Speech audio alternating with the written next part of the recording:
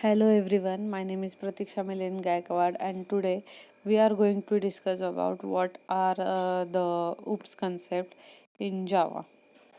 So let's see what is OOPS. So full form of OOPS is object oriented programming and let's see what is object oriented programming.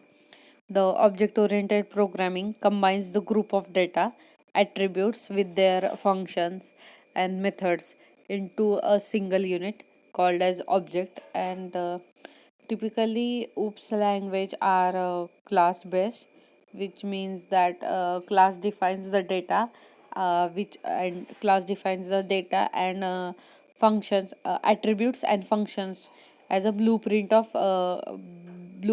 for creating object which is instance of the class.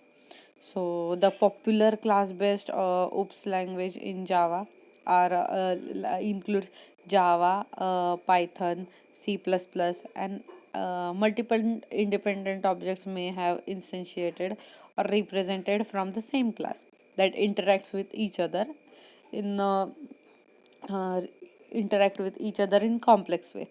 So the person class could contain the attributes to represent the information such as person age, name, height, etc. So the class defines might also contain the functions such as my name is anything, which could simply print the person's name to the screen. So it sets the class that represents the encapsulate object in program. The classes can be organized into modules that improving the structure and organization of the program. So there are some oops OOP as a tool when they need to create the complex program. They are easier to reason in terms that are in terms of classes and their relationship. So let's see what is the main part or main goal of object oriented programming.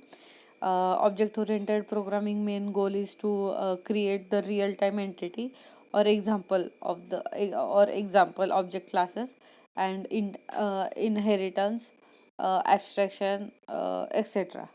So any entity that has a state and behavior is known as object. For example, a chair, a pen, table,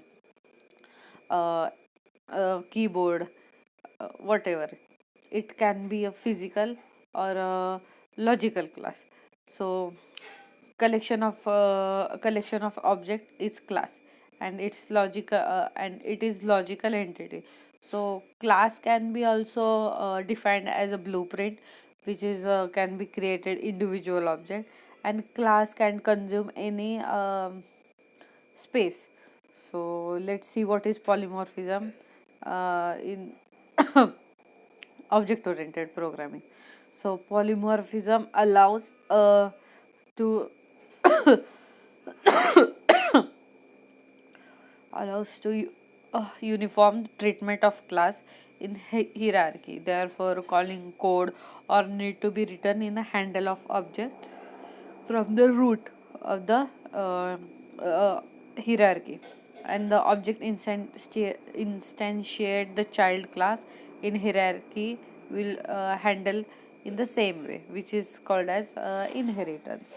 So inheritance is the mechanism that inherits the properties of a parent class to the child class. And object oriented programming language that support the classes almost support the classes.